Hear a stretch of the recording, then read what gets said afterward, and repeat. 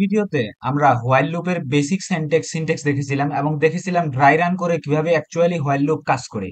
আজকের এই ভিডিওতে আমরা মাহবুবুর রহমান স্যারের বই থেকে হোয়াইল লুপের প্র্যাকটিস গুলো করার চেষ্টা করব।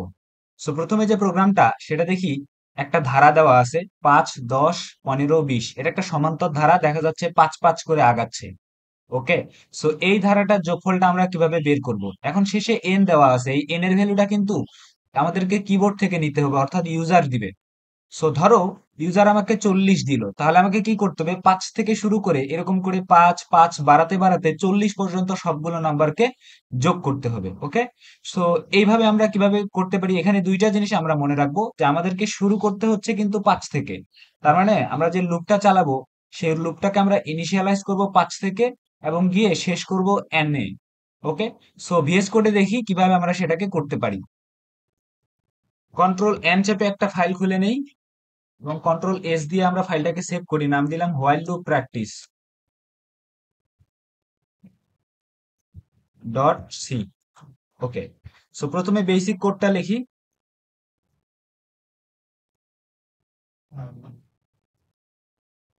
Hash include stdio dot h int main return 0। Okay, so আমরা সবাই জানি যে এটা হচ্ছে সি প্রোগ্রামিং এর একটা বেসিক কোড।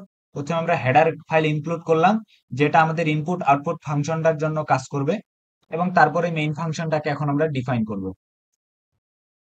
ওকে, সো আমাদের প্রথমে কি কাজ করতে হবে? ইউজারের কাছ থেকে এন ইনপুট নিতে হবে, কারণ ইউজার যদি 40 দেয় আমাকে 40 পর্যন্ত লুপ চালাতে হবে। তো প্রথমে আমরা একটা ভেরিয়েবল ডিক্লেয়ার করি ইন্ট এন। এরপর ইউজারকে একটা মেসেজ দেখাই স্ক্রিনে যে ইন্টার এ নাম্বার।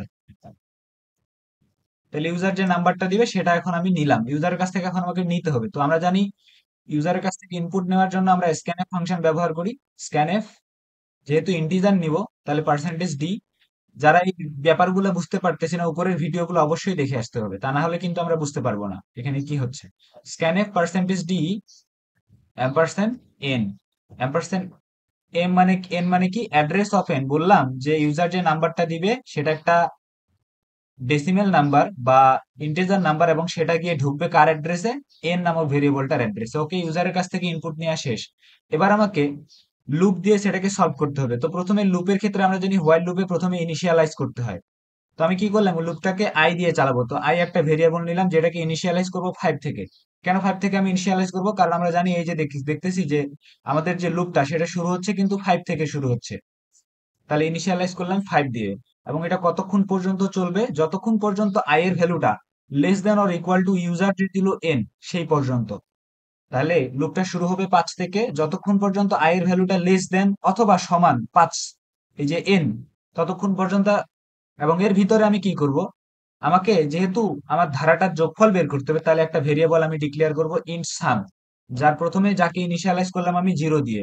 এবং লুপের ভিতরে প্রত্যেকবার আমি কি করব? এই সামটাকে, এই সামের সাথে আমি যোগ করব সামের যে আগের ভ্যালু যেটা আছে তার সাথে আই এর যে ভ্যালুটা সেটা। ওকে, সো এইটুকু আগে আমরা বুঝি। আমরা ভেরিয়েবল একটা এন ডিক্লেয়ার করলাম, যার ভিতরে আমরা ইউজারের দেওয়া নাম্বারটাকে ইনপুট নিলাম, এবং আই দিয়ে ইনিশিয়াল আই নামে একটা ভেরিয়েবলকে ইনিশিয়ালাইজ করলাম 5 দিয়ে, কারণ আমার লুপটা 5 থেকে শুরু হবে। এবং আমাকে যেহেতু যোগফল বের করতে হবে, এই জন্য সাম নামক একটা ভেরিয়েবল ডিক্লেয়ার করলে সেটাকে 0 দিয়ে ইনিশিয়ালাইজ করলাম। এবং আমি হোয়াইলের ভিতরে কন্ডিশন দিলাম যে আই এর ভ্যালুটা যতক্ষণ পর্যন্ত ইউজারের দেওয়া এন এর থেকে ছোট ততক্ষণ পর্যন্ত আমার চলবে, এবং প্রত্যেকবার কি করবে? সামের সাথে আমার আই এর ভ্যালুটা যোগ হবে। তার মানে আই এর ভ্যালু যেহেতু প্রথমে 5, পরের বার কি হবে? আই এর ভ্যালুটা 5 করে বাড়বে, তাহলে I equal to I plus হবে 5। এগুলার কিছু শর্ট হ্যান্ড আছে যেটা আমি আগেই পুরো প্রোগ্রামটা চালানোর পরে বলে দিব। তাহলে প্রথমে আই এর ভ্যালু হবে 5, ওই 5 এসে সামের তো ভ্যালু প্রথমে 0, জিরোর সাথে যোগ হবে, তাহলে 5 প্লাস 0 হয়ে যাবে 5। আই বাড়বে, আই হয়ে গেল 5, বেড়ে আবার আই হয়ে গেল 10, এখানে যাবে, গিয়ে দেখবে 10 কি এন এর থেকে ছোট? এখন এন এর ভ্যালু ধরলাম ইউজার দিয়ে দিছে 15, তাহলে ছোট, তাহলে আবার আসবে। আগে ছিল সামের ভ্যালু 5, এবার তার সাথে 10 যোগ হবে, এরকম করে চলতেই থাকবে। ওকে, এবং সবার শেষে আমরা কি করব? সবার শেষে আমরা প্রিন্ট করব রেজাল্টটাকে, সাম ইজ পার্সেন্টেজ ডি। এখানে পার্সেন্টেজ ডি দিয়ে কাকে বোঝাচ্ছি? আমি সাম নামক ভেরিয়েবলটাকে বোঝাচ্ছি। ওকে, সো এটুকুই হচ্ছে আমার প্রোগ্রাম। এখন যদি আমি প্রোগ্রামটাকে রান করি দেখি কি উত্তর আসে।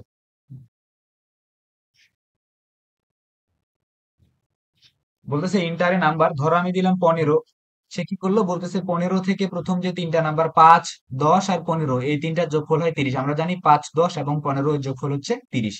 এখন যদি শুধুমাত্র 15 না, আমি যদি n এর ভ্যালু এখানে যদি আমি 200 দেই, তাহলে উত্তর আসবে কত? 410। নিচে আমরা এটা বুঝতে পারবো। এখন এই প্রোগ্রামে কিন্তু একটা কর্নার কেস আছে। কর্নার কেসটা আমাদের হ্যান্ডেল করার প্রয়োজন নেই, বাট আমি বলে দেই। ধরো ইউজার একটা নাম্বার দিল যেটা 5-এর মাল্টিপল বা 5-এর গুণিতক না। এই ধারাটা আমরা দেখতেছি 5 5 করে বাড়তেছে। ধরো ইউজার তোমাকে 19 দিছে। এখন 19 তো দিছে, কিন্তু এই যে 19 কি আসলে 5-এর কোনো ধারা মধ্যে পড়ে?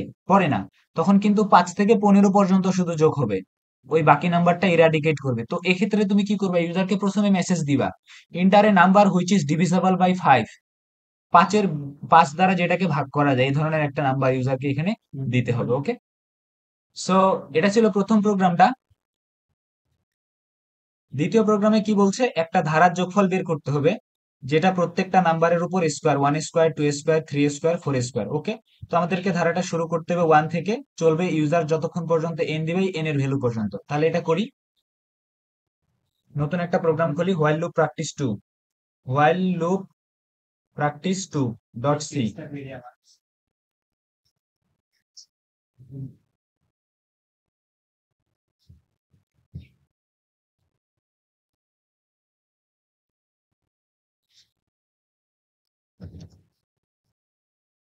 রিটার্ন 0।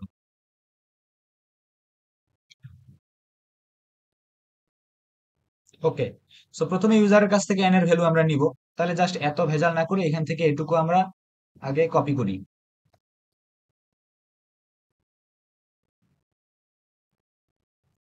ওকে, ইউজারের কাছ থেকে n এর ভ্যালু আমি ইনপুট নিলাম, নেওয়ার পরে এখন আমাকে লুপ চালাতে হবে। তো লুপটাকে ইনিশিয়ালাইজ করবে এবার 1 দিয়ে, কারণ আমাদের যে লুপটা আমরা প্র্যাকটিস করতে চাচ্ছি এটা 1 দিয়ে শুরু হয়েছে, আমাদের যে ধারাটা। তাহলে ইন্ট আই নামে একটা ভেরিয়েবল ইনিশিয়ালাইজ করলাম আমি 1 দিয়ে, এবং এটা চলবে কতক্ষণ পর্যন্ত? যতক্ষণ পর্যন্ত i এর ভ্যালুটা less than or equal to n, user যে ভ্যালুটা দিবে তত তত পর্যন্ত। এবং প্রত্যেকবার আমি কি করব? আমাকে একটা সাম নামে ভেরিয়েবল ডিক্লেয়ার করতে হবে, কারণ আমার সাম আলটিমেটলি বের করতে হবে এখানে ধারার যোগফল। তাহলে সাম ইকুয়াল টু কি হবে? প্রত্যেকবার আগের যে সামটা আছে তার সাথে কি যোগ করবে? এবার এবার যোগ করবে এই আই এর যে ভ্যালুটা আসবে সেটার কিন্তু স্কোয়ার। যদি আই এর ভ্যালু প্রথমে 1 হবে 1 এর স্কোয়ার, আই এর ভ্যালু 2 হলে 2 এর স্কোয়ার, আই এর ভ্যালু 3 হলে 3 এর স্কোয়ার। আর স্কোয়ার আমরা কিভাবে বের করি? আই ইন্টু আই, কোন একটা নাম্বারকে যদি আমি দুইবার গুণ করি তাহলে কিন্তু সেটার স্কোয়ার হয়ে যায়। তাহলে প্রথমে আই এর ভ্যালু যখন 1, তখন সামের ভ্যালু 0। তাহলে 1 ইন্টু 1 গুণ করলে কি হয়? 1ই হয়। তাহলে 0-র সাথে 1 যোগ করলো। এবার আয়ের পর আয়ের ভ্যালু যখন 2 হবে, কিভাবে আয়ের ভ্যালু 2 হবে? আমি যদি আই প্লাস প্লাস করে নিচে ইনক্রিমেন্ট করে দেই, আয়ের ভ্যালু যখন 2 হলো, আগে সামের ভ্যালু আছে 1, 1 এর সাথে এবার 2 এর উপরে স্কোয়ার করলে কত হয়? 4। তাহলে 1 প্লাস 4 5 যোগ হবে, এরকম করে চলতেই থাকবে। এবং সবার শেষে আমরা কি করব? সামটাকে প্রিন্ট করব। তাহলে প্রিন্টএফ সাম ইজ সাম। ওকে, এটুকুই। এখন এটাকে যদি আমি রান করাই, কনসোলটাকে ক্লিয়ার করে নেই, বলতেছে ইন্টারে নাম্বার। ধরো আমি নাম্বার একটা দিলাম হচ্ছে 3, প্রথমে টেস্টিং পারপাসে 3 দিলাম। বলতেছে প্রথম তিনটা নাম্বারের যোগফল হচ্ছে, তিনটা নাম্বারের বর্গের যোগফল হচ্ছে 14। কিভাবে? 1 এর উপর স্কোয়ার করলে কি হয়? 1 হয়। 2 এর উপর স্কোয়ার করলে কত হয়? 4 হয়। 3 এর উপর স্কোয়ার করলে 9 হয়। তাহলে 9 4 13 আর একে কত? 14। তার মানে আমার প্রোগ্রামটা ঠিকঠাক কাজ করতেছে। ওকে, কিছুই করি নাই, জাস্ট আগের সিম্পল একটা যদি আমরা ধারার যোগফলের প্রোগ্রাম বুঝে যাই, বাকিগুলো আমাদের জন্য বোঝা অনেক ইজি। প্রথমে সামের ভ্যালুটাকে ইনিশিয়ালাইজ করছি 0 দিয়ে, এবং হোয়াইল লুপের ভিতরে কন্ডিশন দিছে আই কতক্ষণ পর্যন্ত চলবে? ইউজার যে এন এর ভ্যালু দিছে ততক্ষণ পর্যন্ত। এবং প্রত্যেকবার কি হবে? সামের সাথে আই এর স্কোয়ারের ভ্যালুটা যোগ হবে, এবং আই কে আমি এক এক করে বাড়াবো। পরের প্রোগ্রাম, এখানে দেখতেছি প্রত্যেকটার পাওয়ার 5 করে রাখতেছি। তাহলে আগের প্রোগ্রামের মতো এবার জাস্ট কি করব? I into I into I into I into I 5 বার করবো? না, সেটা করা একটা হচ্ছে কেমন একটা আনস্মার্ট ব্যাপার হয়ে যায়। এবার আমরা পাও ফাংশন চালাবো। তো আগের মতোই প্রোগ্রামটা, কিন্তু কি করলাম? আমরা ইউজারের কাছ থেকে একটা নাম্বার ইনপুট নিলাম, আই কে 1 থেকে ইনিশিয়ালাইজ করলাম, কারণ এই ধারাটাও কিন্তু আমাদের 1 থেকে শুরু হচ্ছে। এবং সাম একটা থাকবে এবং আই লেস দেন 1 পর্যন্ত চলবে। এবার আমি কি করব, সাম equal to I into I এর জায়গাটায় জাস্ট রিপ্লেস করবো কিভাবে, একটা পাও ফাংশন লাগাবো। পাও ফাংশনের ভিতর প্রথমে দিতে হয় কি, প্রথমে দিতে হয় বেস।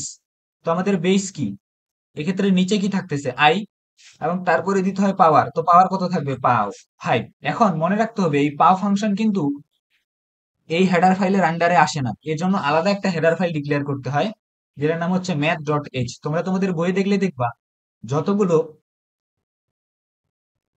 ম্যাথমেটিক্যাল ফাংশন আছে সবগুলো আসে যে হেডার ফাইলের আন্ডারে, সেটার নাম হচ্ছে math.h।